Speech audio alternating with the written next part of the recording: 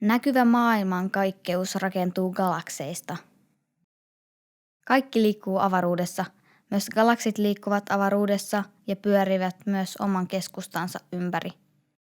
Meidän kotigalaksimme nimi on Linnunrata. Galaksit koostuvat tähdistä. Yhdessä galaksissa on satoja miljardeja tähtiä. Aurinko on yksi Linnunradan tähdistä.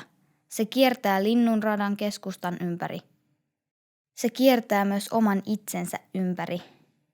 Auringon ympärillä kiertää planeettoja. Ne heijastavat auringon valoa avaruuteen. Aurinko ja sitä kiertävät planeetat kuuluvat aurinkokuntaan. Ai, siis tämä on aurinkokunta. Kyllä vain. Täällä on myös maa, näetkö? No niin onkin. Ja sen ympärillä kiertää kuu. Ja kun katsotaan vielä tarkemmin, niin tuolla on Suomi ja Jyväskylä.